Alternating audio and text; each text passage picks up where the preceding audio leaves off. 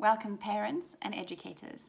Such a privilege for me to have a conversation with you about dyslexia, specifically about the strengths associated with the dyslexic profile.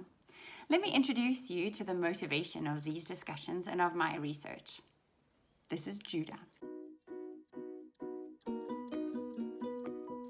Judah is my son, he's 11. And it has been such a privilege to live with this boy. He's an incredible storyteller. He's the family historian with a bad memory because the details, Uncle What's His Name, does nothing compared to the incredible scene he creates by remembering everything from what we ate to the feeling of the day. Judah is an intellectual. We cannot keep up with what he listens to and the stories he quotes in conversations because he makes the most incredible connections between what's happening and what he has read or thought about or has been introduced to. Judah is a magic mathematician. He'll think of an answer very quickly, and yet he has no idea how he got there.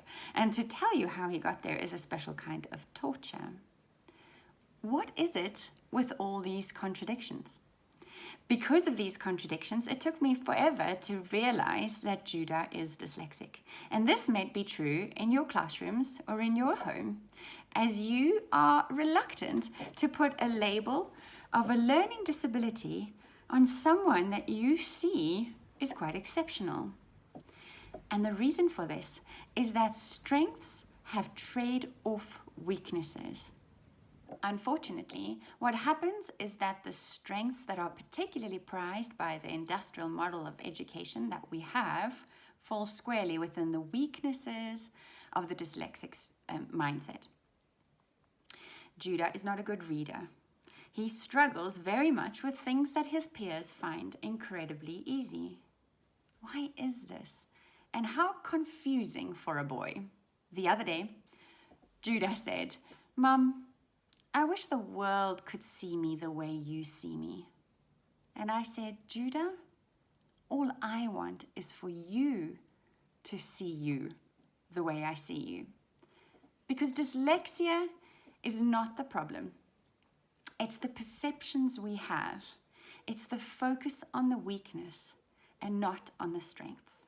It was only when I was introduced to the strengths associated with the dyslexic profile that I was able to see my son in there. I came across material by Frenette and Brock Eder, incredible book called The Dyslexic Advantage. And a lot of what I'm chatting to you about today is from that work, from that research. The way this works is that all strengths have a flip side weakness. We know this in our own lives. I am a flexible person. I like learning. I can change my mind in a situation. I can cope with Zimbabwean living. The flip side of that strength is that I'm not very detail oriented, that I'm not particularly precise. You see, you can't be a sumo wrestler and a sprinter, as Judah and I like to say.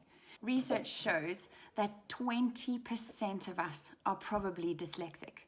That means when you're looking at your class, a fifth of those kids may well fall into these strength and weakness mind profile. That's a large number. But alarmingly larger is the number of high school dropouts. 50%, 70% of juvenile delinquents are dyslexic. Now, what's happening here? If these kids have innate strengths, why are they forming such a large percentage of people who are not managing to make a success of their lives? And the answer is that the dyslexic profile is not the problem. Our development of the strengths, our countering of the weaknesses, and our helping children and adults understand these strengths and feel confident about them leaves much to be desired. And that's what this conversation is about. Let me show you some more stats, good stats. 40% of self-made millionaires are dyslexic. 50% of all rocket scientists are dyslexic.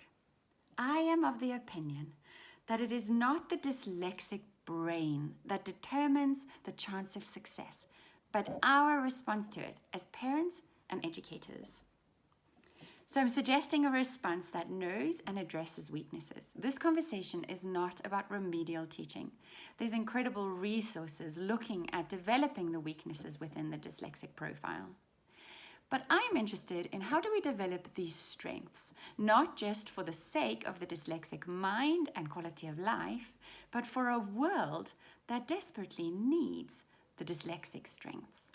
When you think of the strengths of dyslexia, I want you to imagine an acronym, MIND, MIND. The mind strengths: material reasoning, interconnectivity, narrative reasoning, dynamic reasoning. Mind. Let's look at them one by one. The M in mind stands for material reasoning. The ability to understand the position and form and movement of something and visualize it in 3D is material reasoning. Imagine a map of a building, a blueprint if you were. If you were to see it on paper, if you have a dyslexic strength, if you're particularly good at material reasoning, you'd be able to imagine that map in 3D and orient it in your head.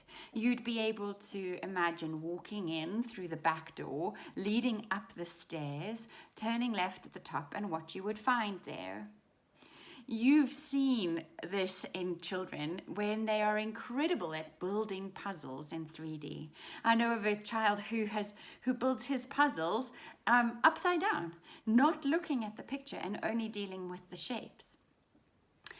This is the ability to hold a piece of cake on a platter and to imagine walking all the way around the piece of cake to see it from all angles. A friend of mine designs a landscape and he can imagine driving around that landscape.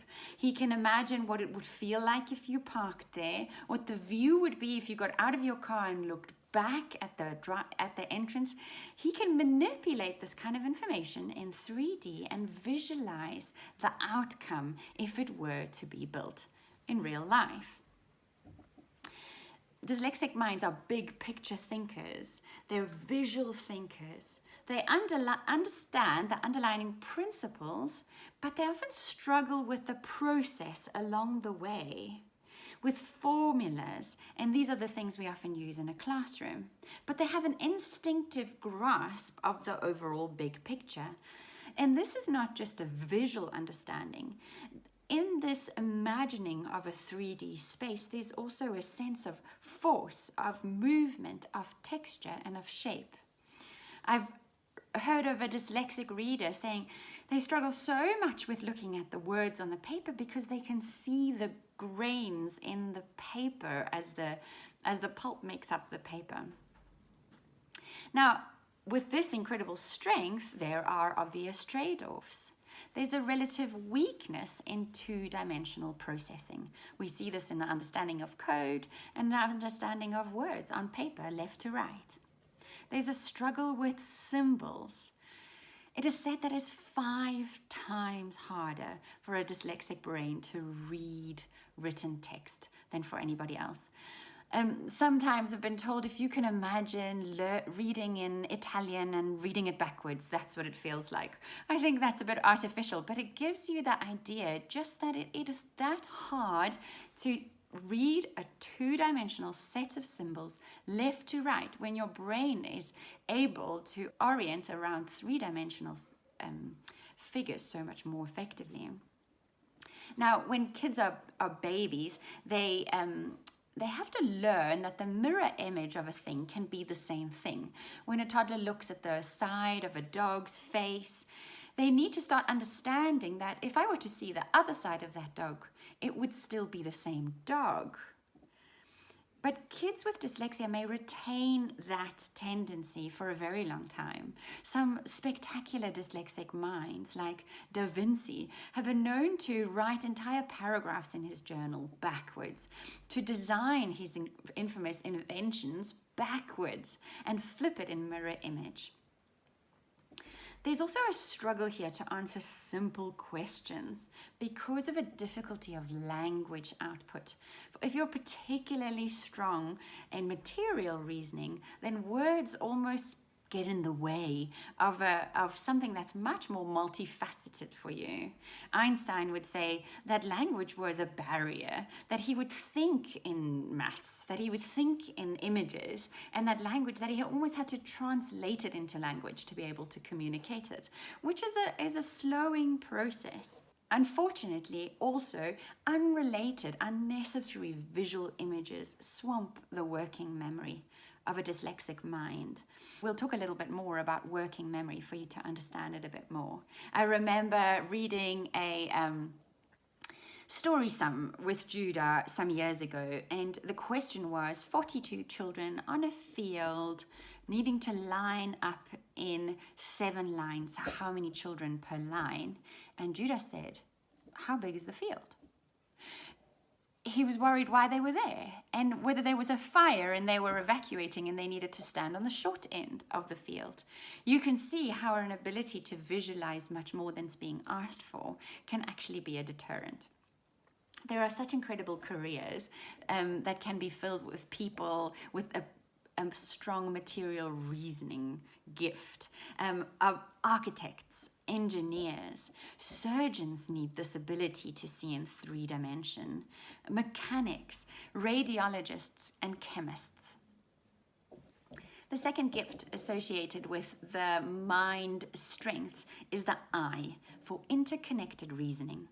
Interconnected reasoning is the ability to look at separate problems, ideas, products, and to see connection between them. Now, there are axioms in the brain. Think of them as telephone poles. And in a non-dyslexic brain, these axioms are close together. The connections are obvious and smooth and fast. In a dyslexic brain, the axioms are much further apart. The connections are more unlikely, slower, but more complex. Dyslexics often become late bloomers, those guys with great interdisciplinary thinking, a master's in mathematics and music, men and women that see connections between things that other people would not associate. They're top-down thinkers. I've realized in teaching my son, if I can give him the framework of something, an outline, then he can fill in vast details. Unfortunately, our classrooms are built on adding details, adding complexity, and eventually getting to mastery of skills, as opposed to offering a top-down thinking strategy. Giving children summaries beforehand, letting them read within series where they get to know characters, giving overviews really help for the dyslexic mind. Now, the dyslexic mind has an ability to detect relationship between things. Think of alternative uses of an item. Think of word pictures and metaphors, and are great at spotting similarities between apparently diverse things. These are all divergent thinking skills. Unfortunately, mostly within an education system, we test convergent thinking, the most likely answer, the most right thing, that doesn't necessarily form well when you're thinking of 6 possible answers to the same question. One particular strength associated with an interconnected reasoning ability is an ability to see gist. The dyslexic mind can get an overall contextual picture of a thing very quickly. It's when you see that somebody reads to you and they read very poorly and they make tons of mistakes, and then you ask them what they read about and they know. They know what it was about, generally, even though they lost so much details on the way. They use context. And they reason very well. And their ability to deduct and think of options of what a thing could mean. The difficulty lies in the particular details, in the obvious connections that seem so logical to the rest of us. The trade-offs associated with this strength comes with an internal distractibility. Now, you may have looked at a student, or you may have looked at your child and thought that his inability to focus is an ADD type distractibility. Now, you need to understand that with high creativity is high distractibility. For us to be able to see huge connections with unrelated things, we can't stay focused solely on one thing in front of us.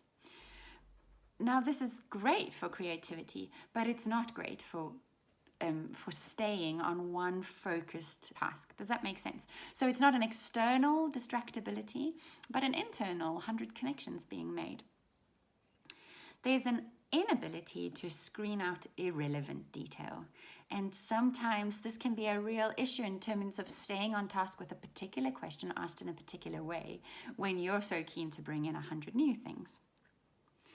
Now, latent inhibition, the ability to keep away all this distraction, both internally and externally, is directly proportional to focus and outcome, but it's inversely proportional to creativity.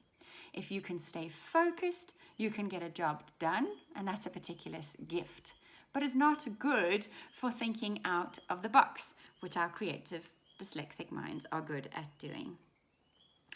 Sometimes a dyslexic brain will shift perspective unintentionally within a story. Maybe talk from one angle and then change it, or discuss one thing and then seemingly make a U-turn with this internal distractibility. The dyslexic brain might not remember what does not matter to them within a context of what's important. So there's a disregarding of details and memory that is unfortunately a disadvantage within the classroom. And then finally, dyslexic brains are not good at seeing differences because they are so good at seeing similarities. A multiple choice question or paper is a nightmare for a dyslexic brain because they can probably give you a good argument why every one of those answers could be the right one. And to spot differences in detail is tough for them when they see so much in common. Some careers that can be pursued within this interconnected reasoning strengths is software designing, biologists, inventors, actors, comedians, and fashion designers. The N in mind stands for narrative reasoning. The ability to reason by using pieces of memory formed from past personal experience. This is story thinking at its best. Your dyslexic student, dyslexic child, doesn't come to you and say, "Mum, these are the 4 reasons you should give me a cell phone." They create an environment, a story for you. They say, "Mum, just imagine if next time when you're leaving work but you're not quite done, you think you need to pick me up, and you can contact me and I can tell you how much longer I can still stay. And just imagine how you'll feel." These are our story spinners. But for you to understand this, because you might well think, "But my child doesn't have a good memory," I need to explain to you the differences in the kinds of memory we have. Memory is divided in long-term and short-term memory, but there are further divisions. Within long-term memory, there is semantic memory and episodic memory. Now, semantic memory is my ability to remember lists of unrelated things. The capitals of the countries of Africa. The colors of, just the colors for a little child, the months of the year. Dyslexic thinkers struggle with unrelated lists of facts. But the other kind of memory, episodic memory, is the ability to take elements and weave them into a story. Think of it as not videos, DVDs full of pre-recorded stories stored within the dyslexic brain, but more as a stage with all the props, all the sound effects, all the costumes. And when the story is told, all these elements are recombined creatively, sometimes very creatively, and the story is reenacted as opposed to semantically remembered. The short-term memory is also divided between working memory and short-term recall. Now, I promised I'd get back to this. Working memory is, if you think of a computer's random access memory, his ability to process and hold in mind information and work with it and manipulate it on the go. That's working memory.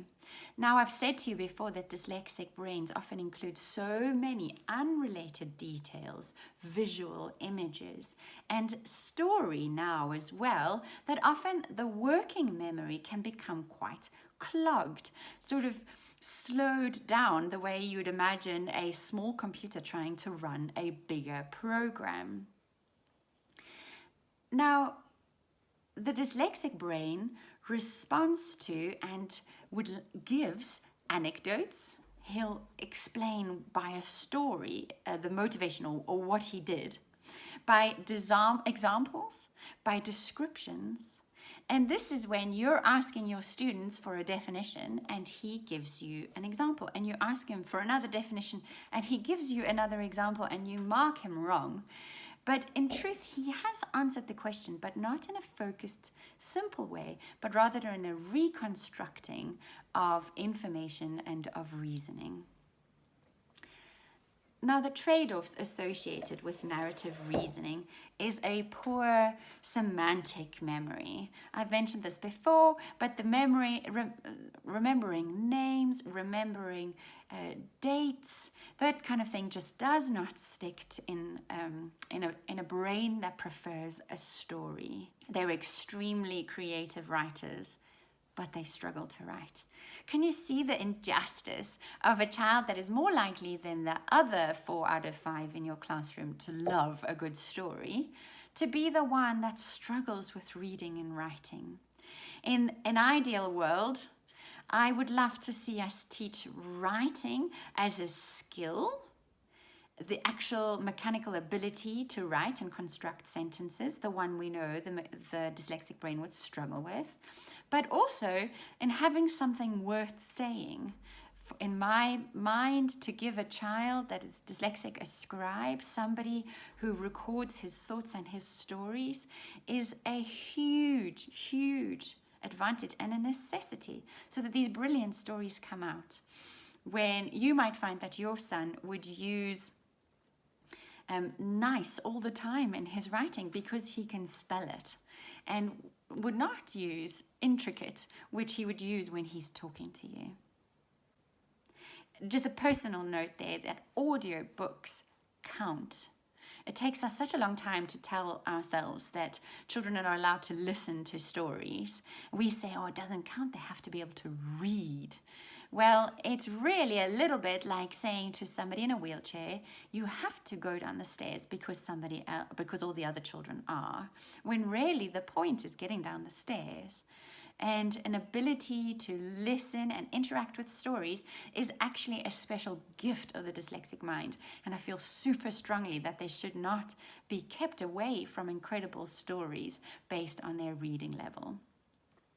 The careers associated, the options out there for narrative reasoners is poets, authors, counselors, lawyers, ability to reconstruct a crime scene you can imagine in terms of investigators, screenwriters, coaches, game designers, the ability to see a new story and creatively put together from old information is something that serves in all these careers. The D in mind strength is for dynamic reasoning. Now, dynamic reasoning is the ability to predict future events based on past patterns and trends. A geologer that sees a current situation on the geography and is able to look at how past events would have resulted in this outcome that you see in front of you. And added to that, if these events continue happening, what would the landscape look like in future? but is a especially valuable gift when outcomes vary. I can imagine how dynamic reasoners are what we need to see a better future within our countries. And at the moment, in response to a pandemic that has caught everybody by surprise, people who can hold the different variables, both in economy and in society, and see the best possible future, this is a gift that's needed. There's inventiveness in dynamic reasoning. It's the opposite of automaticity.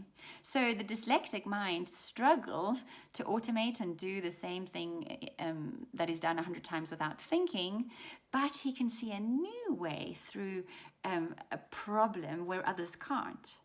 Now, if the excellent non-dyslexic brain stores information in organized filing cabinets and systems, the dyslexic brain is more like intricate hyperlinks on a web search, a circular thinking that makes connections all over and sees possible connections and possible ways forward.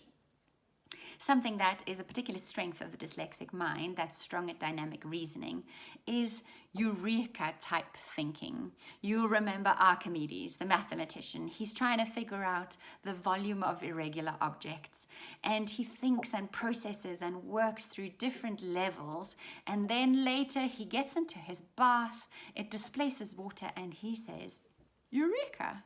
Because insight is suddenly reached after loads and loads of complicated thinking. This kind of insight is slow. It's seemingly passive. How many times have you said to your child, could you just start working?